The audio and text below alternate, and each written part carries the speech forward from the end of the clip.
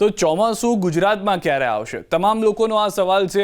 અલગ અલગ આગાહીકારો તરફથી આગાહી કરવામાં આવી છે, પરંતુ હવામાન વિભાગ તરફથી પણ જે અણસાર આપવામાં આવ્યા છે તેની વાત કરીએ. સૌથી પહેલા તો 15 જૂન સુધીમાં આ નકશો તમામ ખેડૂતોને, ધરતીપુત્રોને, આગાહીકારોને સમજમાં છે કે 15 જૂન સુધીમાં જ્યાં આગળ આપ લાલ લાઈન જોઈ રહ્યા છો, દક્ષિણ ગુજરાતમાં ચોમાસું આવી જવું હતું.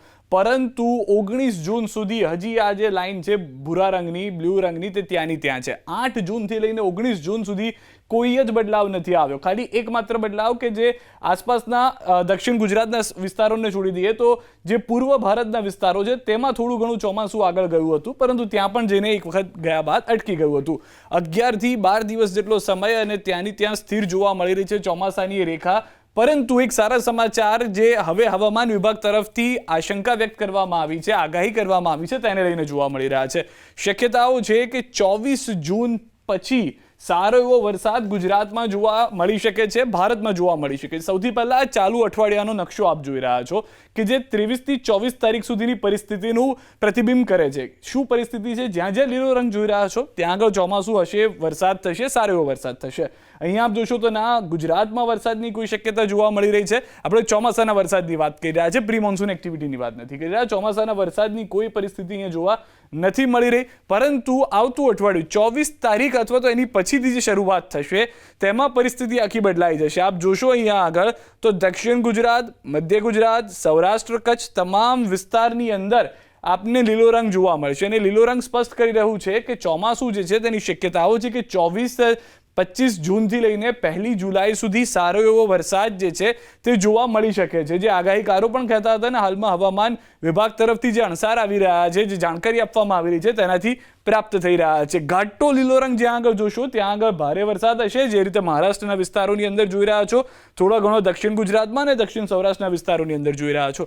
પરંતુ જો વાત કરીએ વરસાદની, ચોમાસાના વરસાદની શક્યતાઓ છે કે ચોમાસું સત્તાવાર રીતે 24 તારીખ પછીથી જ ગુજરાતમાં પ્રવેશ કરી જાય અને એક વખત પ્રવેશ કરશે પછી ઝડપથી સમગ્ર ગુજરાતને તે કવર કરી શકે છે. ન ફક્ત તેટલું, વધુ એક જે માહિતી છે કે 25 જૂનથી આળસ ખંખેરી શકે છે ચોમાસું. 25 જૂનથી લઈ અને 1 જુલાઈ સુધીની જે પરિસ્થિતિ છે તેના 8 મહત્વના ફેક્ટર છે. જે 8 ફેક્ટર હું આપને સરળતાથી સમજાવી દઉં. સૌથી પહેલા લો લેવલ સોમાલી જેટ જે છે તે મજબૂત બનશે. આ લો લેવલ સોમાલી જેટ જે છે તે ગુજરાત તરફ અને જે મહારાષ્ટ્રના એટલે કે દરિયા કિનારાના વિસ્તારો છે તેને મદદરૂપ થઈ જશે.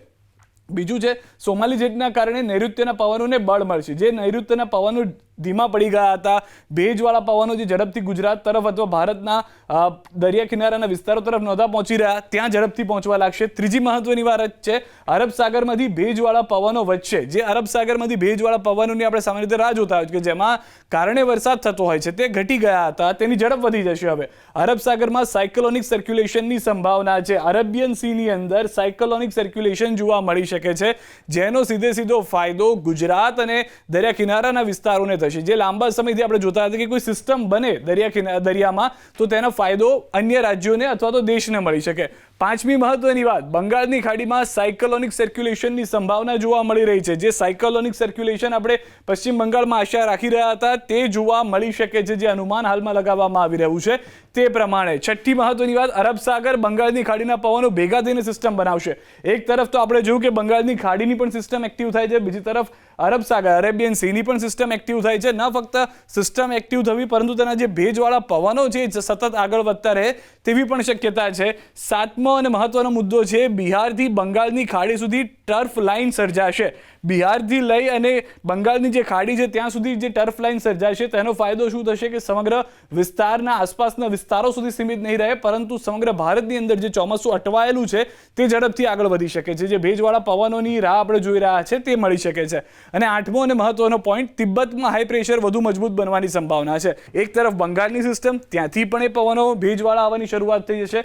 બીજી તરફ અરેબિયન સીમાંથી પણ ભેજવાળા પવનો કે જે ભારત તરફ આવવાની શરૂઆત થઈ જશે. અને હજી પણ એમજેઓ જે છે એ પણ ફેક્ટર છે કે જે બીજા, ત્રીજા અને ચોથા ફેઝમાં જો આવી જાય છે આ તારીખો દરમિયાન, તો પણ ચોમાસું જે છે તે તેની અપેક્ષા કરતાં ભલે મોડું હોય પરંતુ સારું એવું જોવા મળી શકે છે. તો હાલમાં અલગ અલગ ફેક્ટર્સની રાહ જોવામાં આવી રહી છે, પરંતુ આ અઠવાડિયાને બાકાત કરતા આવતા અઠવાડિયાથી ખાસ કરીને 24-25 તારીખ જૂનની જે છે તેનાથી લઈ અને 1 જુલાઈ સુધી 2026 સુધીના 24-25 જૂનથી 1 જુલાઈ 2026 સુધી સારો એવો વરસાદ જોવા મળી શકે તેવી શક્યતા હાલમાં જોવા મળી રહી છે.